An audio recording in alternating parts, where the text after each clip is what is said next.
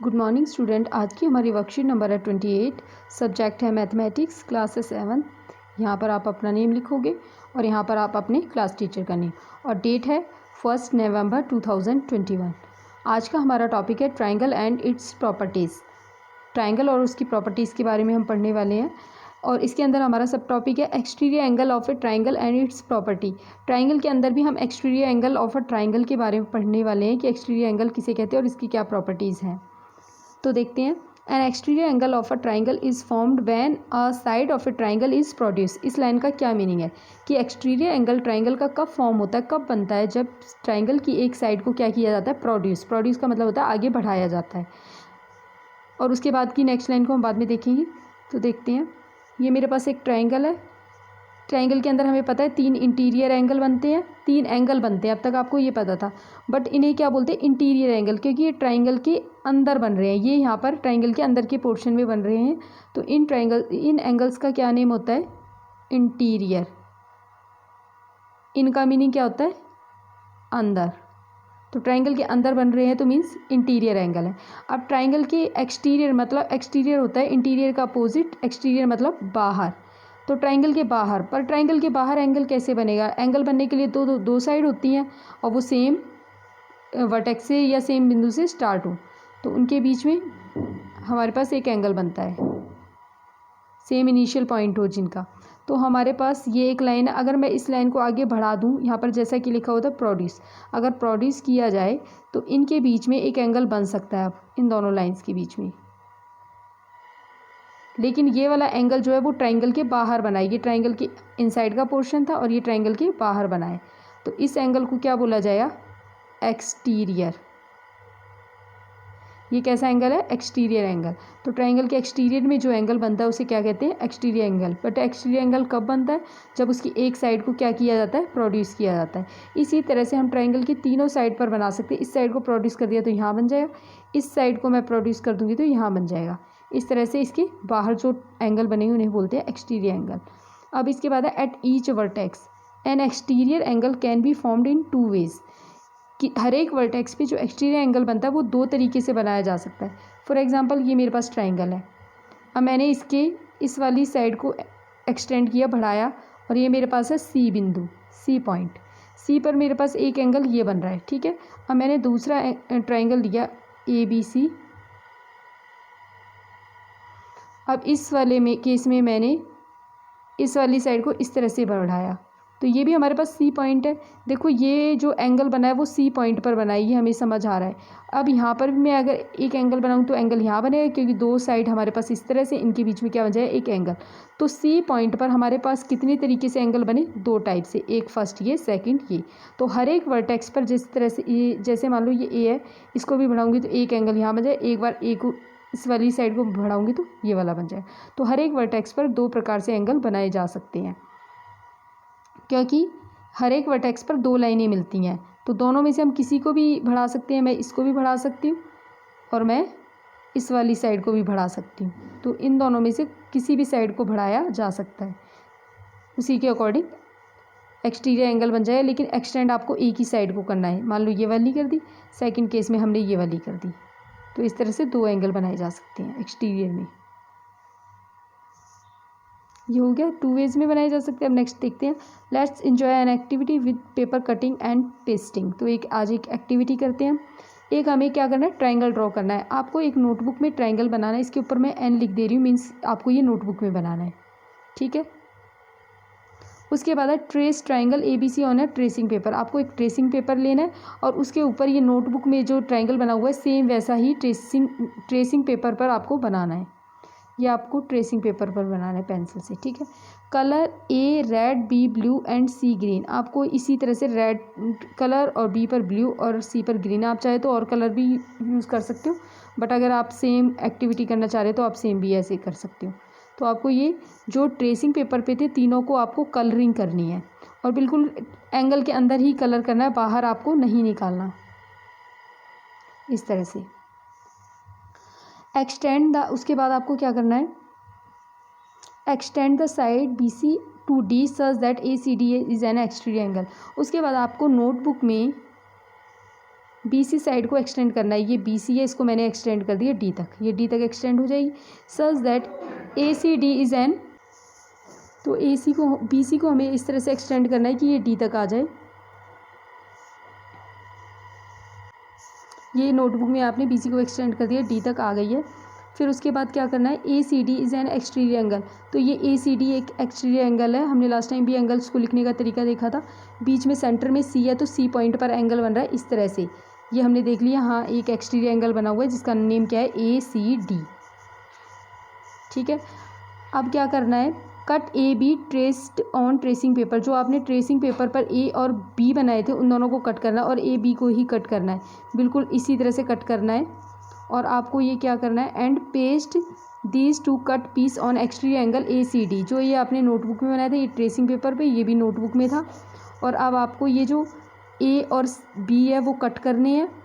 और उसके बाद आपको जो ये नोटबुक में है, यहाँ पर जो आपका एक्सटीरियर एंगल बना हुआ है, यहाँ पर आपको A पेस्ट करना है और B पेस्ट करना है। ये पेस्ट कर दिए जो कलर किए हुए थे, ये आपको नोटबुक में सारा काम करना है।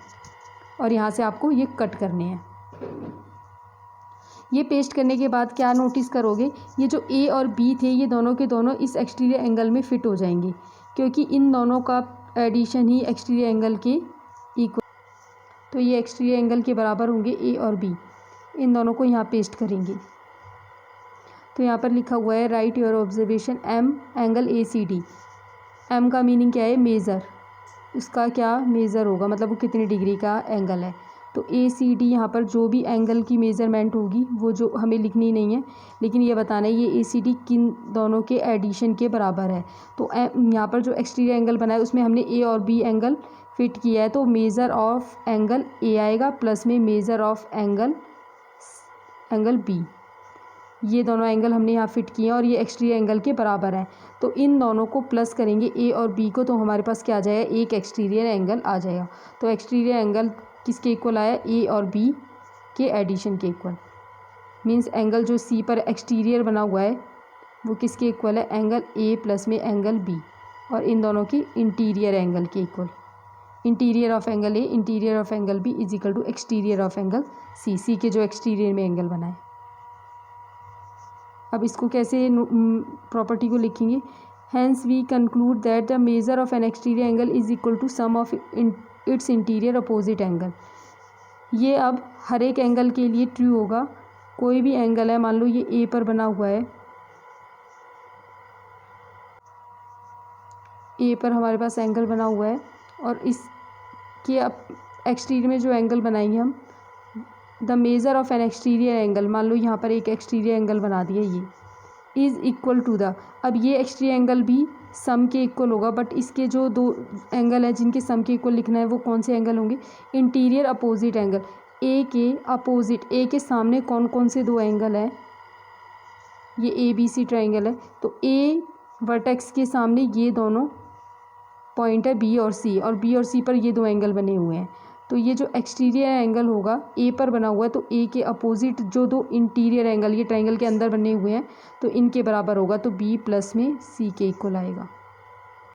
अब मान लो C ये B पर बना हुआ है, B के एक्सटीरियर में एंगल ये है, अब ये किसके इक्वल होगा, यहाँ पर मान लो दो एंगल दिए हुए हैं, ये है हमारा 70 डिग्री और ये हमारा 50, और हमें ये B पर बना हुआ जो एक्सटीरियर एंगल है वो निकालना है, जो B पर बाहर की तरफ बना हुआ है। तो ये एंगल B पॉइंट के जो ट्राइंगल के इंटीरियर में जो दो अपोजिट एंगल है, B के अपोजिट कौन से होंगे, ये दोनों A और C, अपोजिट का मतलब जो इसके सामने है, तो B के सामने ये दोनों हैं A और C, जो दो ट्राइंगल के इंटीरियर में बने होंगे, यहाँ लिखा हुआ है इंटीरियर अपोजिट एंगल, इंटीरियर में अपोजिट कौन है 70 और 50, इन दोनों के किसके इक्वल होगा, सम के इक्वल।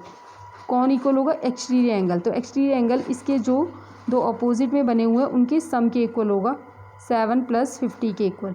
मीन्स ये दोनों का सम कितना आएगा 120, तो ये वाला एंगल कितने डिग्री का हो जाएगा 120। तो इस प्रॉपर्टी से जो एक्सटीरियर एंगल की प्रॉपर्टी है इससे हमने ये सीखा कि एक्सटीरियर एंगल किस तरह से निकालते हैं। ये किसके इक्वल होता है, sum of its opposite interior angle, sum of interior जो त्रिभुज के अंदर बनेंगे, ट्राइंगल के अंदर बनेंगे, अपोजिट एंगल उनके सम के इक्वल होगा। एक exterior angle means exterior angle हमारा बड़ा होता है। नेक्स्ट है think are the exterior angle formed at each vertex of a triangle equal. जो एंगल बनते हैं वर्टेक्स पर, बट कैसे एंगल, एक्सटीरियर एंगल जो वर्टेक्स पर बनेंगे क्या वो इक्वल होते हैं, हो सकते हैं या नहीं, तो ये पूछा हुआ है। तो चेक करते हैं। मान लो एक ट्राइंगल है हमारे पास जिसके तीनों इंटीरियर एंगल 60-60 हैं, हमने इक्वल लिए हैं तीनों एंगल इंटीरियर। अब इसके एक्सटीरियर में एक एंगल बना है, ये एक्सटीरियर है। अब इसके एक्सटीरियर में जो सी पर बनेगा तो सी के अपोजिट देखेंगे, सी के अपोजिट ए और बी है, मतलब इसके सामने, और दो इंटीरियर एंगल है 60-60। तो बाहर वाला एंगल किसके इक्वल होगा, 60 + 60 मतलब 120 के इक्वल। तो ये मेरा आ गया 120 जो सी पर एक्सटीरियर में बना है, तो यहाँ पर आ जाएगा 120। नेक्स्ट बनाया हमने ए पर एक एक्सटीरियर एंगल। तो ए पर जो एक्सटीरियर एंगल है, ए के अपोजिट कौन है, बी और सी। ए के सामने कौन है, बी और सी। बी और सी पर इंटीरियर एंगल कितने के हैं, 60 और 60। तो ये भी 60 + 60 मीन्स 120 का आ जाएगा, 120। थर्ड मैंने यहाँ पर एक एंगल ड्रॉ किया। अब बी पर जो इसके दो सामने अपोजिट हैं वो ए और सी है। ए और सी का भी मेज़र हमने कितना लिया, 60-60। तो मीन्स ये भी 60 + 60 कितने डिग्री का आ जाएगा, 120। तो हमने देखा तीनों एंगल 120 के आ चुके हैं। तो इट मीन्स यह पॉसिबल है कि हमारे पास सारे एक्सटीरियर एंगल इक्वल हों। लेकिन ये कब पॉसिबल है, जब हमारे पास इंटीरियर एंगल भी क्या होंगे, इक्वल। तो इसके बारे में हम बाद में पढ़ेंगे। ये रेगुलर पॉलीगन का केस है, इसमें सभी एंगल इक्वल होते हैं, तो इनके एक्सटीरियर एंगल भी क्या आएंगे, इक्वल। तो ये इसका आंसर आ जाएगा यस।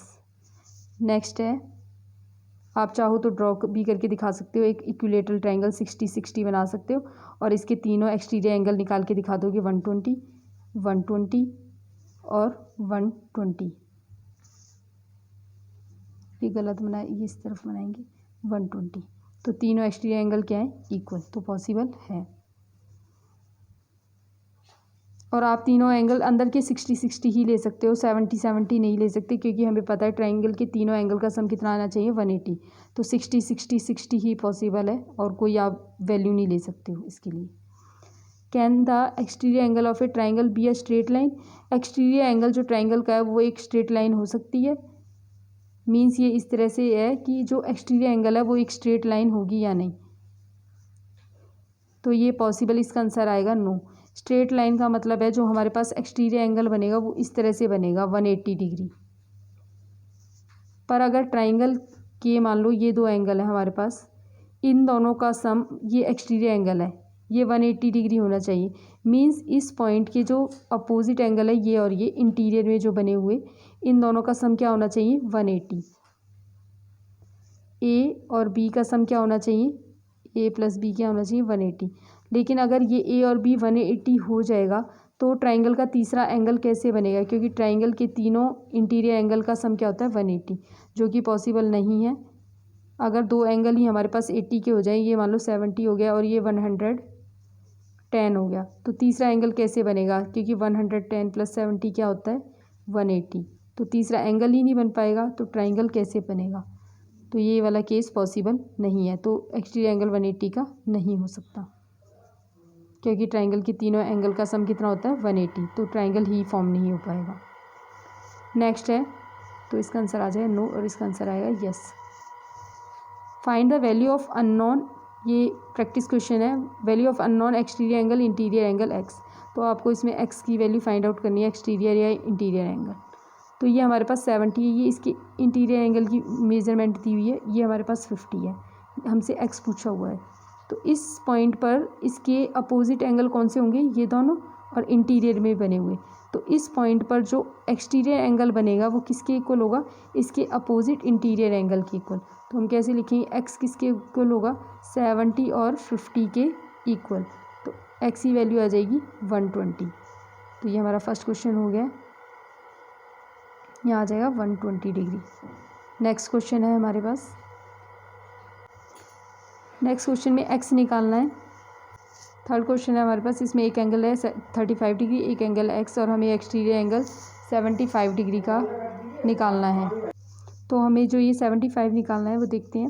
हमें पता है ये जो इस पॉइंट पर जो एक्सटीरियर एंगल बनेगा वो इसके जो अपोजिट जो दो पॉइंट है उन पर जो इंटीरियर एंगल बनेंगे उन दोनों की प्लस के इक्वल होगा। तो मीन्स हमारे पास जो 75 है वो किसके इक्वल है, 75 है एक्स प्लस में 35 के इक्वल।